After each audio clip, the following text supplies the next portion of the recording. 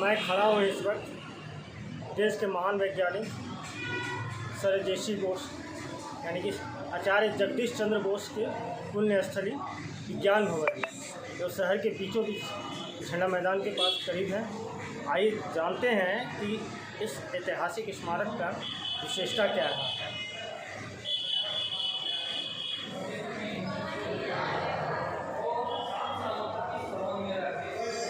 एक वक्त था जब महान वैज्ञानिक आचार्य जगदीश चंद्र बोस ने कई खोज की।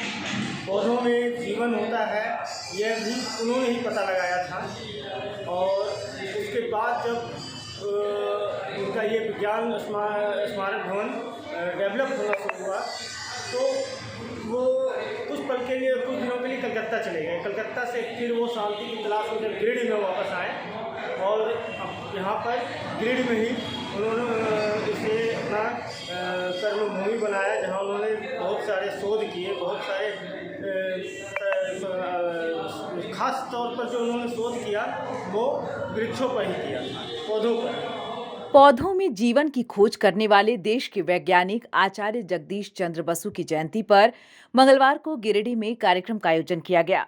गिरिडीह सीसीएल डीएवी के छात्रों के साथ एबीवीपी ने जयंती के मौके पर उन्हें याद किया। सीसीएल डीएवी के छात्र मंगलवार को आचार्य जगदीश चंद्र बसु संग्रहालय पहुंचे। भ्रमण के दौरान छात्रों को उनके दशकों पुरानी तिजोरी को भी दिखाया गया, जिसे लेकर अक्सर कहा जाता है कि वैज्ञानिक द्वारा किए गए शोध के ऐतिहासिक तथ्य इस तिजोरी में हो सकते हैं। इस तिजोरी को खोलने और शांति निकेतन विज्ञान भवन के सौंदर्यीकरण को लेकर अब तक किसी ने गंभीरता नहीं दिखाई है। बहुत अच्छा अनुभव हुआ, बहुत सारी नई चीज़ें हमने सीखी, बहुत सारे एक्सपेरिमेंट्स के बारे में पता चला। बहुत अच्छा अनुभव हुआ यहाँ कर। मुझे हमारे सर जेसी बोस के बारे उनके तरह तरह के एक्सपेरिमेंट्स के बारे में बहुत कुछ जानने को मिला और सब विजुअलाइज किया हम लोगों ने अपने हाथों से एंड सब के बारे रीड किया, तो बहुत अच्छा लगा हम लोगों को रीड करके उनके बारे में। बहुत अच्छा एक्सपीरियंस था। इस म्यूज़ियम में आके हमने सर जेसी बोस के बारे में बहुत अच्छी अच्छी बातें जानी। जैसे कि हमने सुना है कि उनका कथन था कि उनके लिए आविष्कारक से अधिक आविष्कार महत्वपूर्ण। और इस जगह पर आकर हमने यह जाना कि उनके कई ऐसे आविष्कार हैं जिनका उन्होंने पेटेंट नहीं कराया, पर वो लाजवाब है। आचार्य जगदीश चंद्र बसु लंबे समय तक गिरिडीह में रहे। 30 के दशक में कोलकाता से गिरिडीह लौटने के बाद उन्होंने शहर के झंडा मैदान के पास एक मकान खरीदा था, जिसे आचार्य बसु ने शांति निकेतन का नाम दिया। जगदीश चंद्र बसु ने कई शोध किए, लेकिन पौधों में जीवन होने की खोज सबसे महत्वपूर्ण मानी जाती है। ब्रिटेन ने उन्हें आचार्य की उपाधि से नवाजा। जगदीश चंद्र बसु का निधन 30 नवंबर 1937 को गिरिडीह में हुआ। उनके निधन के सालों बाद बिहार सरकार में पूर्व डीसी के पाठक ने इस भवन का अधिग्रहण किया और विज्ञान भवन का रूप दिया, जिसके बाद तिजोरी खोलने की पहल की गई। चर्चा ये भी रही थी कि भूतपूर्व राष्ट्रपति एपीजे कलाम द्वारा तिजोरी को खोलने की पहल की जा रही है, लेकिन इसे लेकर कोई नतीजा नहीं निकला, जिसके बाद इस तिजोरी खोलने को लेकर कोई पहल झारखंड सरकार की तरफ से नहीं की गई। जेसी बसु पर पुस्तक लिख रहे पत्रकार रितेश सराफ ने कहा कि उन्हें जो सम्मान मिलना चाहिए था वो नहीं मिला। देखिए, आज तो महान वैज्ञानिक आचार्य जगदीश चंद्र बसु की जयंती है और सभी को मालूम है पूरे देश और पूरे विश्व में कि कितने महान वैज्ञानिक थे, बहुआयामी व्यक्तित्व के महान वैज्ञानिक। और गिरिडीह को कह सकते हैं, झारखंड को यह गर्व प्राप्त है, गौरव करने वाली बात है कि इनकी पुण्यस्थली गिरिडीह है। जिस जगह पर हम लोग आज यहाँ पर अभी आप खड़े हैं, ये इनका देहांत जो है यहीं पर हुआ था। ये शांति निवास के रूप में जाना जाता था, जो वर्तमान में विज्ञान भवन के रूप में तब्दील किया गया है। यहीं पर 1937 में जो है 23 नवंबर को इनकी मृत्यु हुई थी। इसीलिए ये स्थल बहुत ही महत्वपूर्ण है। इसे राष्ट्रीय स्तर पर जो है संरक्षित करना चाहिए। राष्ट्रीय स्तर का जो है स्मारक घोषित करके सरकार को इसका संरक्षण करना चाहिए। लेकिन दुर्भाग्य है कि इतने महान वैज्ञानिक से जुड़े हुए इतने महत्वपूर्ण स्थल का विकास जिस तरह से होना चाहिए उस तरह से नहीं हो पाया है। और कई सरकारें आई गईं, कई पदाधिकारियों ने देखा सुना, लेकिन सब आश्वासन देते रहे, लेकिन कोई भी उस तरह का जो आशानुरूप जो है काम नहीं हुआ।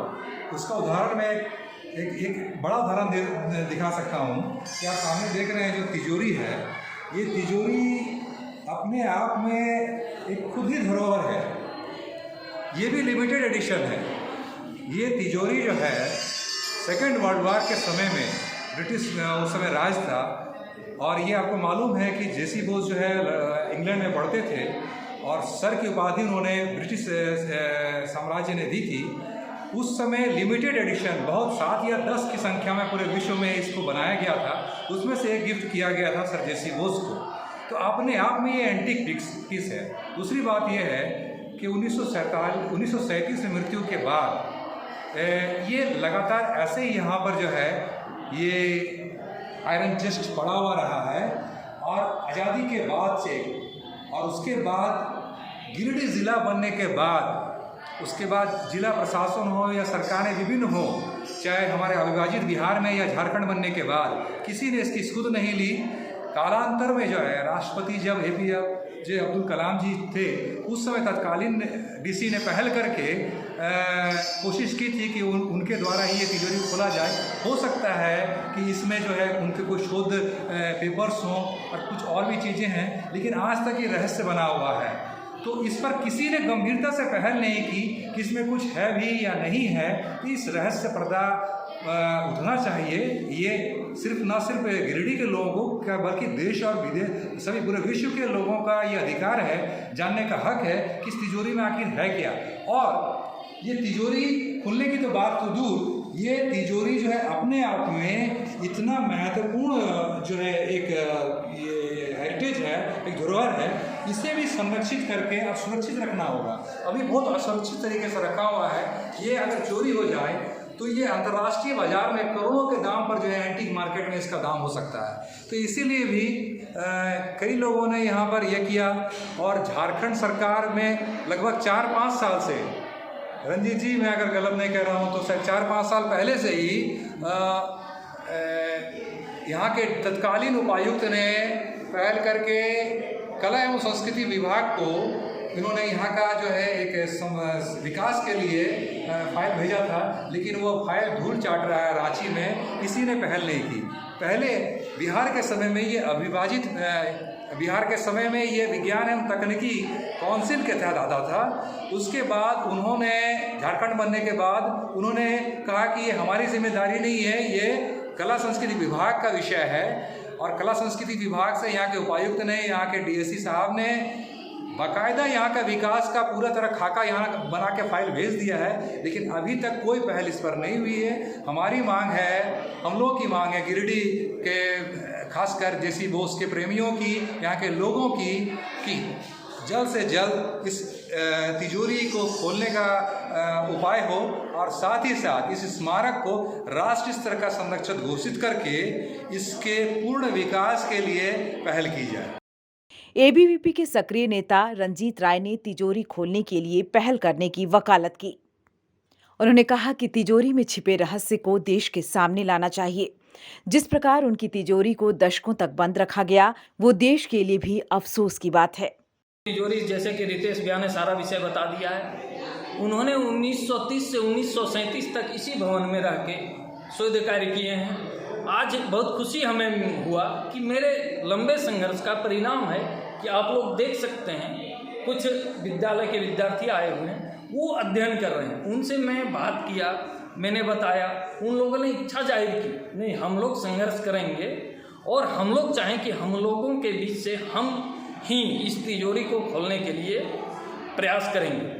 ये बच्चों को इसलिए हमने बताया और उन लोगों से प्रश्न पूछा कि यहाँ का शासन, प्रशासन और सरकार का नज़र जाए कि ऐसे अपने गिरिडीह में अनुभूति हुए हैं जो बच्चे भी सोच रहे हैं कि उस अनुभूति के बारे में मैं जाने और उस तिजोरी को हम खोलें। लेकिन ये कुंभकर्णी नींद शासन प्रशासन का अभी तक नहीं टूटा है। हम हर साल आग्रह करते हैं, इस वर्ष भी आग्रह कर रहे हैं। हो सकता है अभी रितेश भैया ने बहुत अच्छा चीज़ इनके ऊपर एक पुस्तक का लेखन कर रहे हैं, वो पुस्तक आने के बाद भी कोई पहल होता है। आने वाला दिन में हम लोगों का संघर्ष जारी रहेगा। हो सकता है कि गिरिडीह की जनता ने इसी तरह से सहयोग किया और कुछ आगे चमत्कार हो। हम लोग भी प्रयासरत हैं कि हो सकता है कि उस स्तर पे हम चल जाएं और इस महान विभूति को उस पटल पे हम लोगों का लाने का जो प्रयास है वो हमेशा जारी रहेगा। और मैं तहे दिल से रितेश भैया को धन्यवाद देता हूँ जो इतने मेहनत कई वर्षों से ये हमें बता रहे हैं कि निरंजित हम इस पर कुछ कर रहे हैं, और आज हमको जो खुशी मिल रही है रितेश भैया के माध्यम से, अब हमारे गिरिडीह के बच्चों के माध्यम से हम सफल हो रहे हैं, अपने संघर्ष में हम सफल हो रहे हैं। और आप लोगों का जो मीडिया बंधुओं का जो सहयोग शुरू से पिछले कई वर्षों से मिल रहा है वो तो धन्यवाद के पात्र आप लोग नहीं हैं, आप लोग मार्गदर्शक हैं हमारा, और इसी तरह से मार्गदर्शक आप लोग बने रहें। और मैं पुनः आग्रह करता हूं कि वो स्थिति ना आए जो हम लोगों को पुनः वो आंदोलन करना पड़े। आग्रह है शासन, प्रशासन, सरकार और जनप्रतिनिधियों से कि इस ओर आप ध्यान दें। न्यूज विंग के लिए गिरिडीह से मनोज कुमार पिंटू की report. Giridih is a small place, and we have like very less facilities in terms of education and this kind of infrastructure. It came to our mind that basically there should be good opportunities for the students of Giridih, those who are leaving the town and going outside for studies, their higher studies and their education. I wanted my son to start with the coding classes, so I researched it online. I got through all the reviews and everything.